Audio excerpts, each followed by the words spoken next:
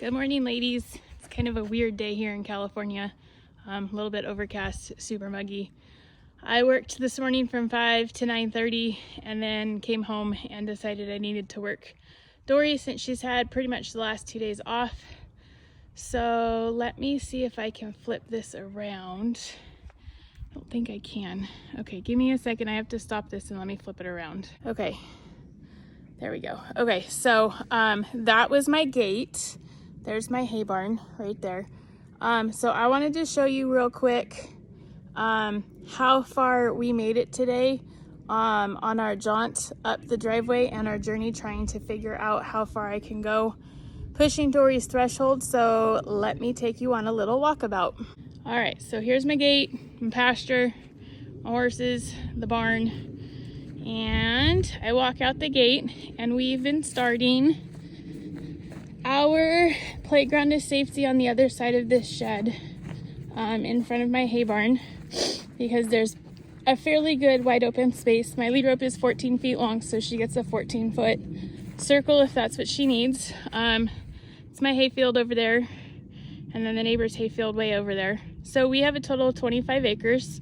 My goal not only is to get her up to the trailer to be tied and saddled and then walked back down to the round pen to be worked, but also to be able to ride her out there for the summer and get her started on the barrels. My brother usually discs me a track, and our track is about a quarter mile, so it's about a quarter mile around the entire field. I will have to equilab it again on my paint mare and see how far it actually is. I usually do 4 laps around it, 2 one direction and 2 the other. And then I have a tree line down there that's fairly flat that I'm able to breeze. So I will breeze my horses.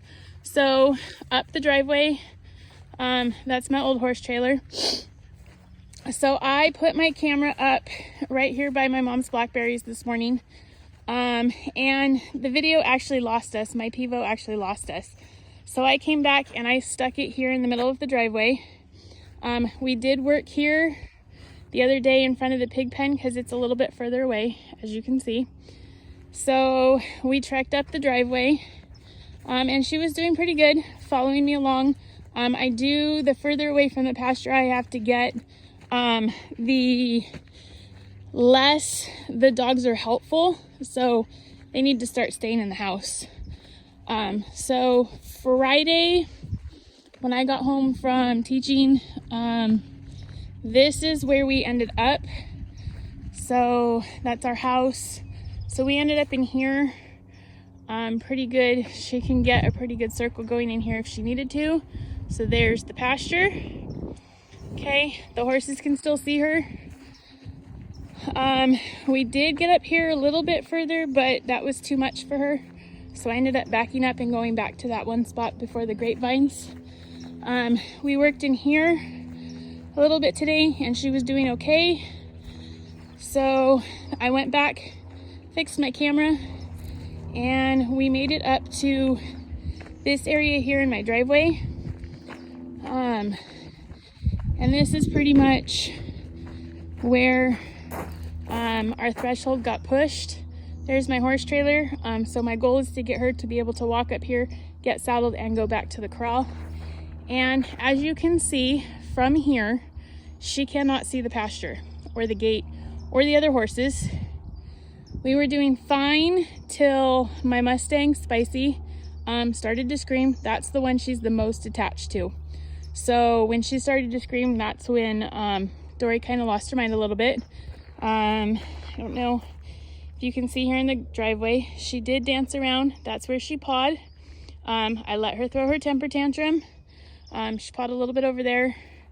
But for the most part, it wasn't as bad as it has been. So this is the circle that she got. And that's our ultimate goal. But I think it's going to be another week or so before we get that far.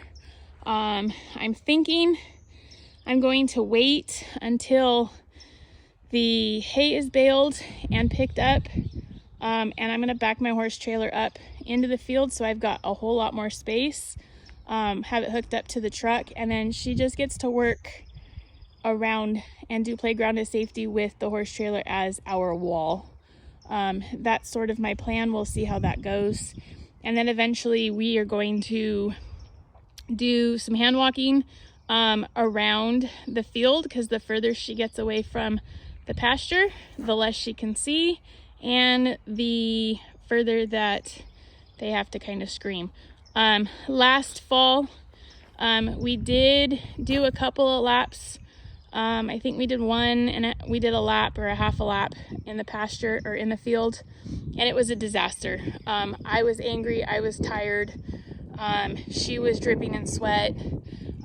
She was extremely disrespectful and just a complete pain in my ass.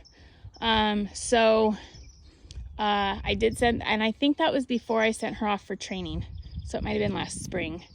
I sent her off for training. As you guys know, she spent 30 days with my best friend. I was riding her. I was going over once a week to ride her. And I brought her home. I had her home 2 weeks. I rode her 4 times, and then she got hurt. So she spent all of winter off. Her injury was a hairline fracture to her right coffin bone, or her right fetlock, on the outside. So she basically ran up the wall of my round pen. So she had all winter off. I did all kinds of treatment, red light, back on tracks, poultice, MagnaWave. We did all kinds of stuff. She's probably 98% sound. I'm feeling a little bit of it is residual in the body, that we are working through. But my ultimate goal with her is to be able to take her to some time onlys. We've got a barrel race just down the street, an arena down the street that's hosting barrel races once a week for the next 6 weeks. So I just want to go hang out at the barrel race, and I want her to not be a pain in my butt. So that's our goal. All right, I hope this helps you ladies to visualize and see the distance we go. Talk to you later.